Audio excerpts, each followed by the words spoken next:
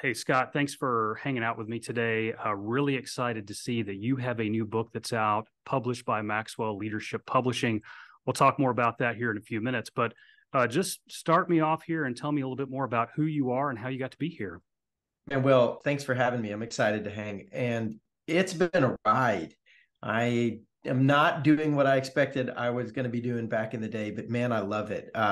So long story short, I first started off as a child actor, thinking I was going to be singing groups and dancing, musical theater and Shakespeare. I mean, the whole range.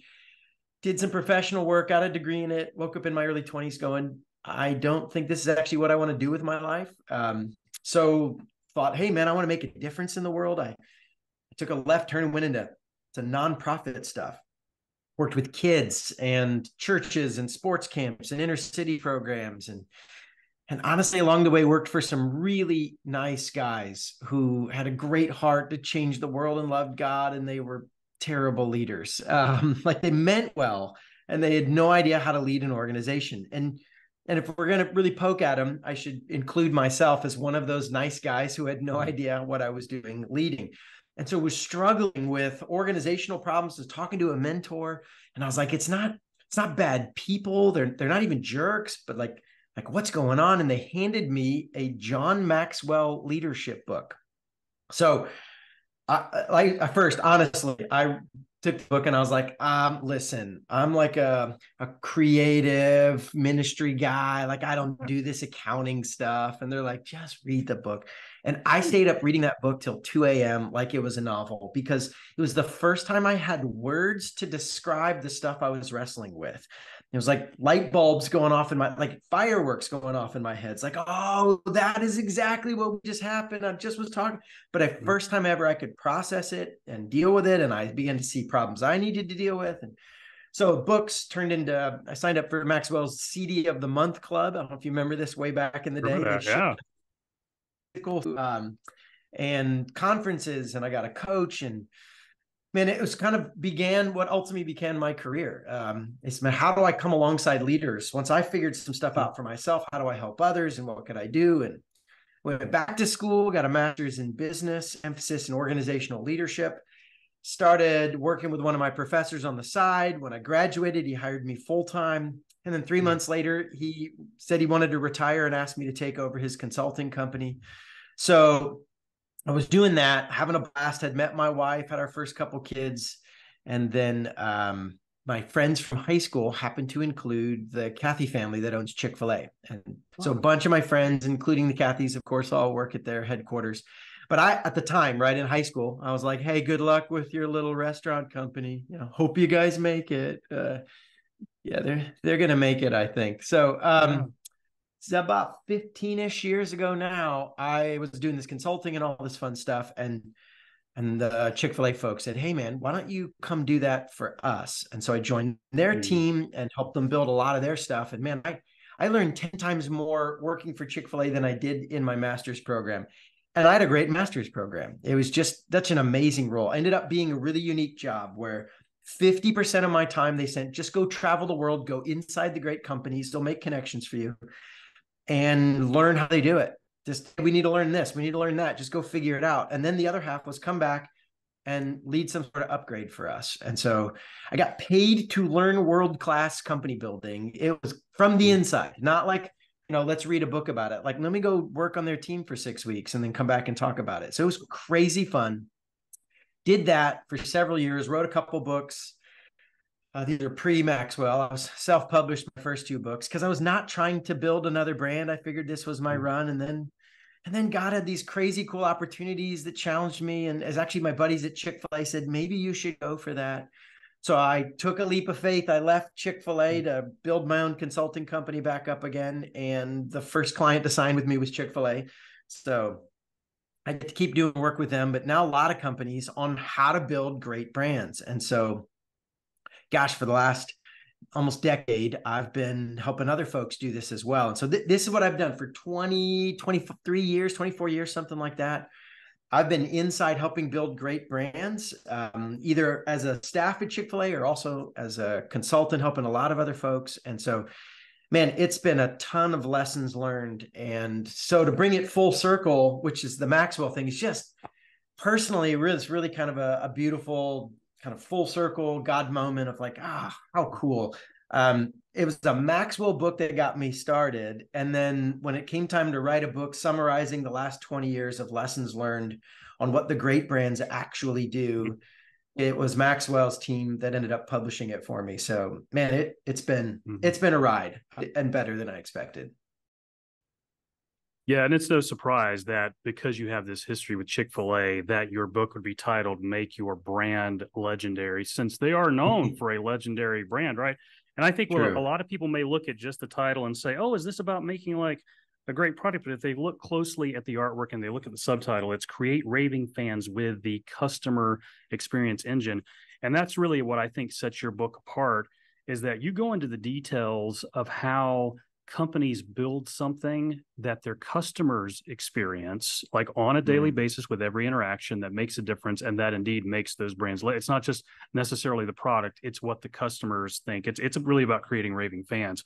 So I wanted to dig a little bit into the book because you do a great job of laying out the case for why this needs to be a priority of companies that want to build great companies. And you also make the connection not just between what a company is offering and its customers or its products, but also its employees and how they recruit and develop and hire and staff their company. But in the early chapters of your book, you talk about how one of the things that legendary brands do that's different is that they create raving fans, as I just said. And you contrast this with what a lot of companies actually do, which is to offer discounts. What are some of the downfalls of making that mistake? Yeah. And man, this is such a tempting downfall. It's so easy because if you need cash in the next 90 days, you should run a discount campaign. I'm not saying they don't work. What I am saying is they might work too well. What they do is generate a lot of excitement and energy about your price. But the story they tell, and this is key, pricing is a story, right? It's a message. It's a central part of your messaging. You could have all this cool marketing in the world, and then you get to the price, and that's a huge part of the story you're telling.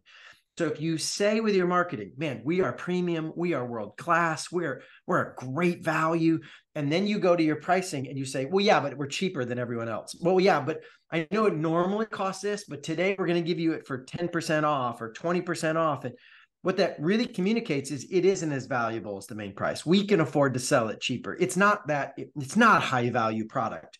And when you tell your customers two stories, they don't trust either of them. They always go the lowest common denominator. And so I see brands all the time try to say, we're premium, we're awesome, you should be excited about us. Oh yeah, but the price is low, the price is bad. And then it draws all this attention to your price, and you don't create raving fans with price alone. Now, the price has to be reasonable. I'm not saying you can charge anything you want. There's still a boundary there, but it's about value. Is it valuable? Is it worth something special and exciting? And if so, the price messaging has to align with that same overall product or service messaging. You can't say we're awesome and our price is the cheapest. You just, the technical term, we say you erode the credibility of your product's value. Yeah, one of the things you said that really stood out to me in the book is, and this is regarding price, how you price yourself. You say, if you aren't losing 5% of your potential customers because your price is too high, then your price is too low. I think this is super encouraging to people when it comes to price setting, or people that might be a little anxious about like, oh, am I setting too high of a price?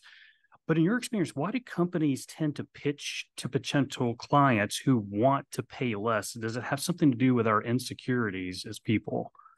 Yeah, well, I could definitely say it has something to do with my insecurities. I wrestle with this. It's not something I'm immune to. In fact, I've literally written a proposal. So I was working with a client, Nucor Steel, at the time, was a brand new possible client for me. And I was super excited to work with them. For those who don't know, Nucor is one of the largest, if not the largest, steel company in America. They're a premium brand. Jim Collins talked about them in his famous book, Good to Great. I mean, they're just one of the great brands. And so if I could get Nucor as a client, I knew that would be one of those man, feather in my cap in this whole, we do a lot in construction, manufacturing, like that industry, they would be a big credibility boost. So I wrote the contract and wrote a 10% discount if they would sign up for the whole package. And then I'm like, dang it, Will, I'm going to have to send this thing and then show up and teach them not to discount. And like, I can't do that. And so I had to go back and delete it out of my own proposal because I thought, with integrity, I can't send it. But I literally teach this stuff and I almost did it myself because I was nervous they would say no and what if. And so, yeah, I get it. It is tempting. For those who are wondering, Nucor did end up signing the contract without a discount, so that it paid off. But even occasionally, to your quote earlier, at least 5% of the time, you might lose some folks for that. Mm-hmm. Now, why do you do that? One, to try to not erode the value for all the other 95% of your customers. And two, what it does is challenge you. Do you really believe that what you're selling is worth that point? If it's not worth that price point, then fix it. Either fix the product or fix the price point, but find some point you could sell at that you with confidence, with clarity can say, yeah, it's actually that valuable. It'll do that much more for you. It's worth it. Trust me. And so if you're not there, there's some mental stuff. I get it. And there's some strategic stuff around like, well, make it worth it. Make it actually that valuable that you could say, man, this will make you money. You might spend this $100. It will make you $200. You should do that all day long. That's how valuable we are. That's awesome. Really, the core content of your book is what you call the customer experience engine and what that looks like, how it's built, how it functions. Just give me the quick bullet points of the 5 elements of the customer experience engine. Yeah, so let's imagine the visual for folks here. There's fuel pouring in the engine. There's 3 gears that interact together, and there's a belt running around those 3 gears, right? So the fuel pouring in the engine, we call customer insight. Do you really know your customers? And what we find is most people have customer data, not customer insight.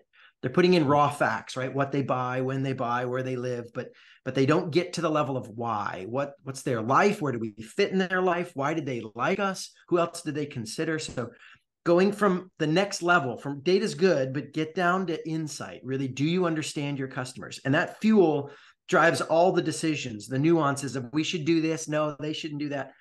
And I'll just pause and say, you could kind of skip this part. You can run an engine on raw data. It's just a lot more waste, a lot more expense. The engine needs a lot more upkeep work. And you'll save a ton of time and money if you put a little effort into getting true insight and understanding your customers. So assuming we got that, here's the 3-gear process at the heart of the engine. The first and biggest gear is operational excellence, which is not what most people think, right? It's the Raving Fans guy. We're going to talk about parties and handwritten notes and yeah. All that stuff's fun only after you show up with operational excellence. See, the first question your customers are asking is, can I trust you? Can I trust you? And until they trust us to be there every day in and out with the basics, I mean, this isn't the fancy weird stuff. This is the fundamentals. And if they can't trust the fundamentals, then it doesn't matter how cool your party is. It doesn't matter how cool your AI is or any of the fun stuff you do. You've got to first establish that we're good at operational excellence. And that's, we say, first in sequence and in priority. That's the beginning factor of building a great brand. Can I trust you? And it's tempting to skip that. But let's say they get that right. You show up with excellence. The next step after operational excellence is personalized service. Now, this is a much smaller gear than the big fat operational excellence gear, because if you show up with trust, then it doesn't take a lot to make a little bitty touch here. And what you're trying to do is make a human connection, a personalized service experience. See, the question they start asking is, do you care about me? Do you see me as a person? Do I matter to you? Or is this just another transaction? So it's small things that you do to say, I see you, I care about you, from high touch human interactions to maybe even some high tech kind of customized messaging. So there's tools and ways to play with, we talk about, but how do you create this personal little bit? Once or twice a year, you send something to your customers that say, I notice you, you matter. Not just generically, but I see you, Will, right? Like this is a real specific thing. And then what we say is, man, if you've done this, they love you.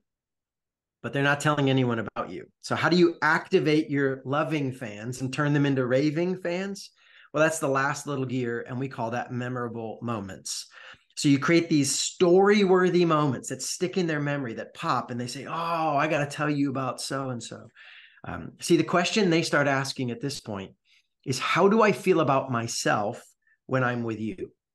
So the key to these moments is to create a moment where they feel like a hero, where they get to feel celebrated and valued about some aspect of their life. And then you show up as just the enabler, the mentor that allows that stuff to happen. And it's like, because of your placement in my life, because of your product or experience, man, I get to feel awesome. And you create just once or twice a year some story-worthy moments. And that's the stuff that goes viral and people talk.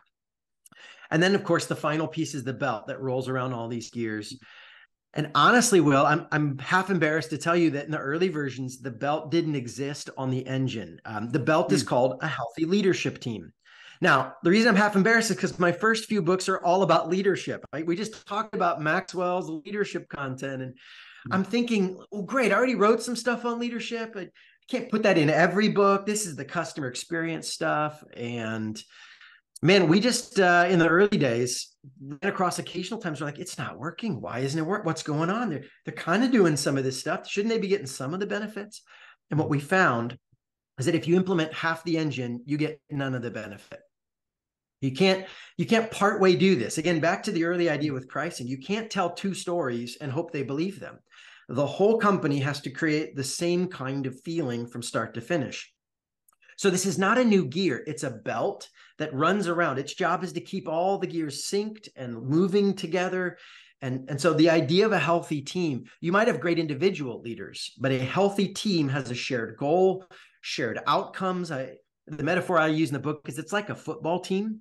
You might play very different positions, right? The kicker versus the lineman versus the quarterback, but they all have a shared score they're aiming towards, a shared definition of win. And so the whole team has to buy in and play the whole engine.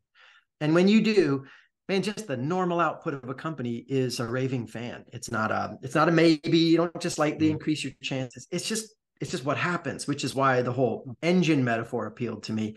It's a predictable process. You put in the input, you get the output, you just kind of crank it out. This is how it works. So there's the engine from customer insight, operational excellence, personalized service, memorable moments, and a healthy leadership team. Yeah, and speaking of operational excellence, so my favorite chapter in the book is actually chapter 6, which is all about operational excellence. And one of the reasons I like it so much is that you talk about these levers. I think you mentioned 8 of them when it comes to operational excellence, but I want to focus on just a couple here. The first one, level 1, is hire with excellence. You say if you don't have the right people in the right roles, you won't achieve operational excellence. Now, one of the things you talk about when it comes to recruiting the right people is a very counterintuitive statement, which is this: that paying higher wages than your competitors only attracts more low quality employees. That's very counterintuitive. Unpack that a little bit more.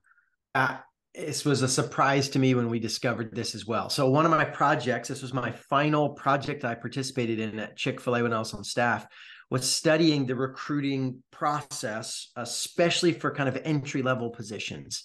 They're trying to bring quality leaders in, high quality people to run these restaurants, but this isn't master's level, 20 years of experience. Typically, it tends to be a lot of, even teenagers and college kids at the beginning. So how do we get quality people at entry level, and what does that look like? And so we couldn't find studies on it. So we ended up doing our own study, over $1 million over 18 months, testing all sorts of things. And one of the things we found is that on pay, here's how pay works. It's unique. Pay is not like all the other factors that get you quality people. Pay is the first critical table stakes. Until you pay fair, nothing else matters but pay.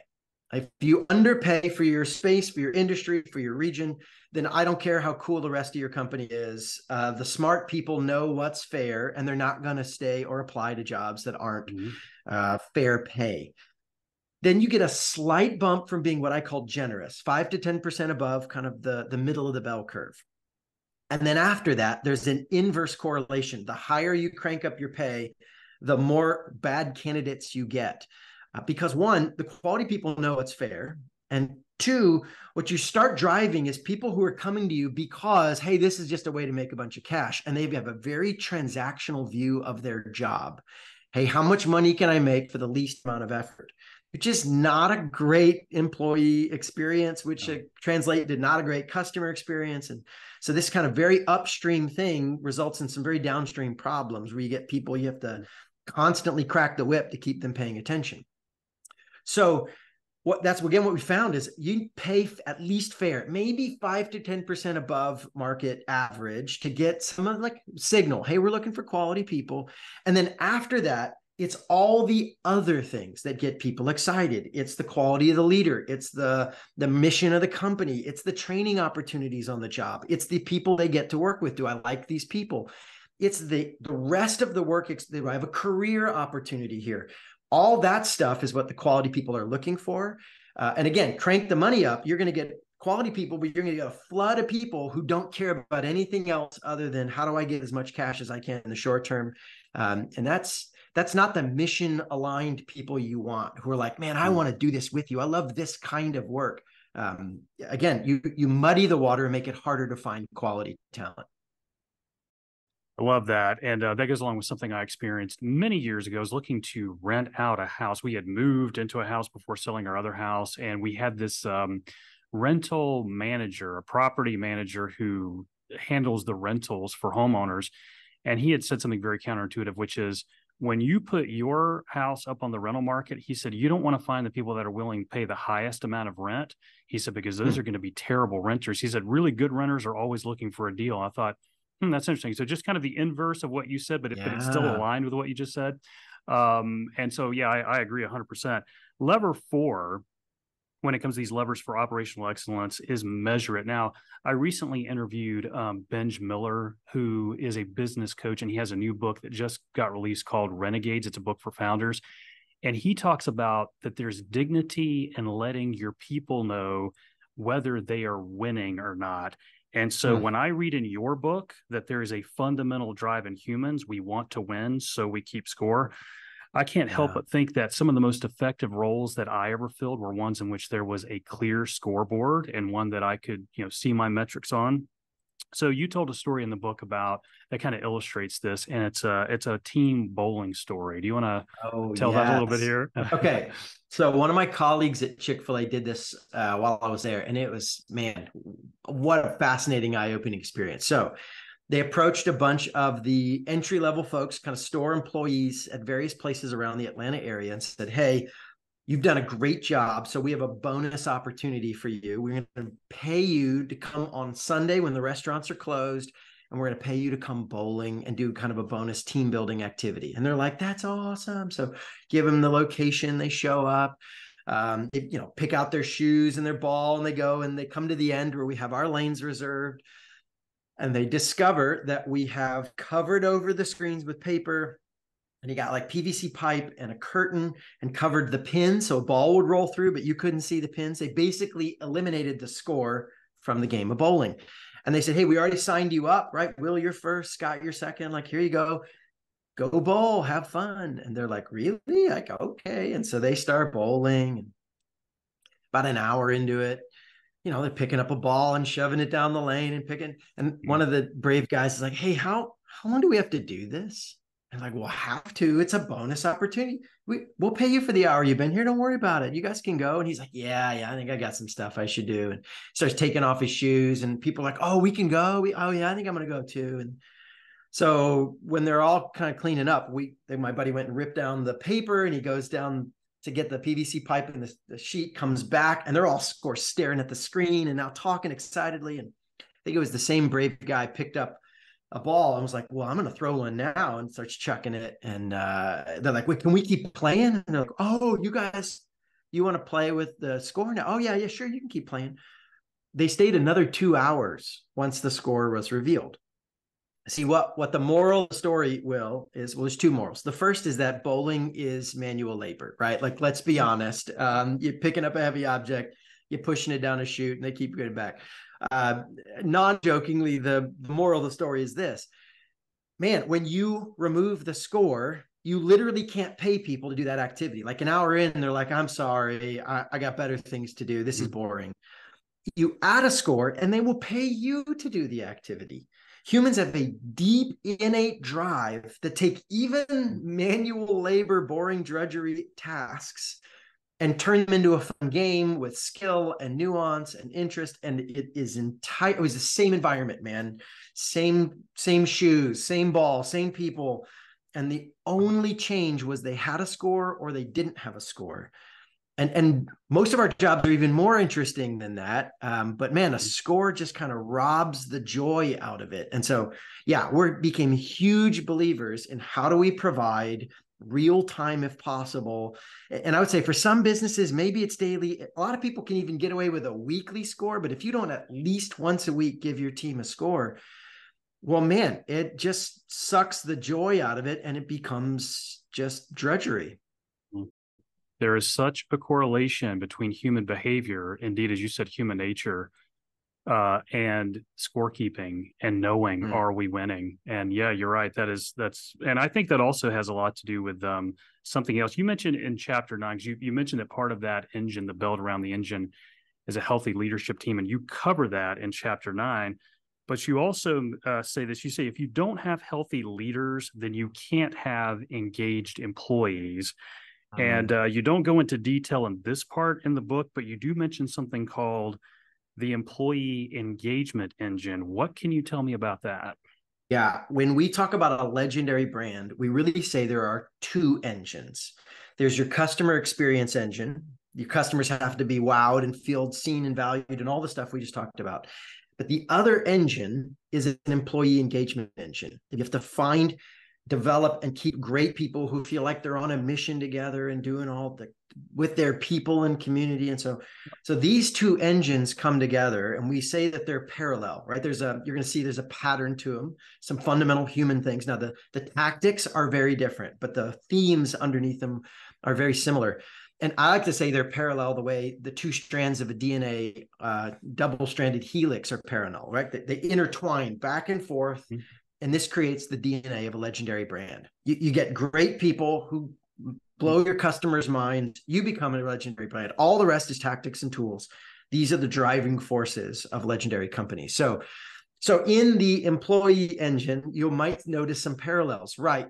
Like employee insight is the fuel that drives the engine. Do you really know your employees, or do you just know their job and their paychecks, right?